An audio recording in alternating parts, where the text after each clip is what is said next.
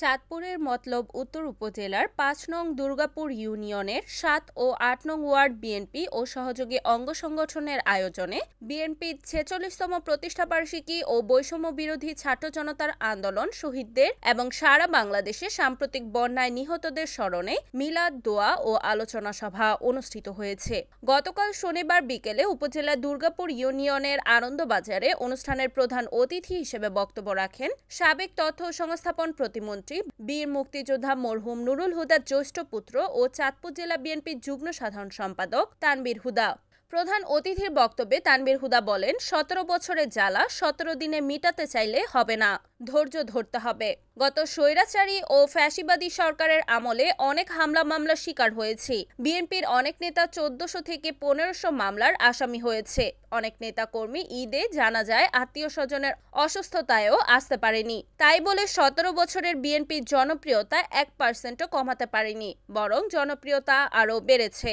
তিনি আরও বলেন, আপনারা দেখছেন গত ৫ আগস্ট বৈষম্য বিরোধী ছাত্র আন্দোলনের তোপের মুখে স্বৈরাচারী শেখ হাসিনা নেতাকর্মীকে ফেলে রেখে আত্মীয় স্বজন নিয়ে দিল্লিতে পালিয়ে গেছেন, কিন্তু আমাদের নেত্রী মানবতার মা বেগম খালেদা জিয়া বহু হামলা মামলার শিকার হয়েছেন, জেল খেটেছেন, তারপরও তিনি দেশ ত্যাগ করেননি। এখন তিনি দিল্লিতে বসে নানা ষড়যন্ত্রে লিপ্ত হচ্ছে। এই ষড়যন্ত্রের বিষয়ে সকলকে সজাগ থাকতে হবে, একসাথে সবাইকে এই ষড়যন্ত্রের মোকাবিলা করতে হবে।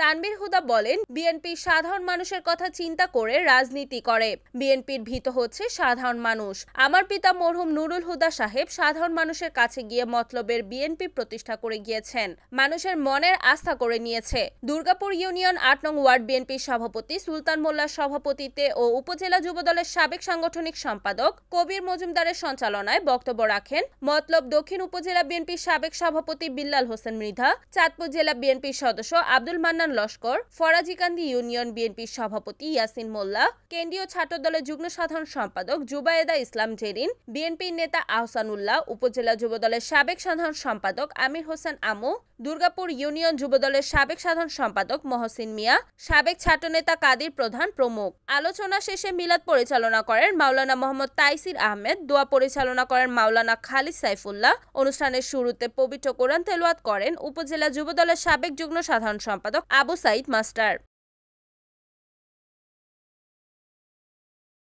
Report Suman Ahmed, NAN TV, Chandpur.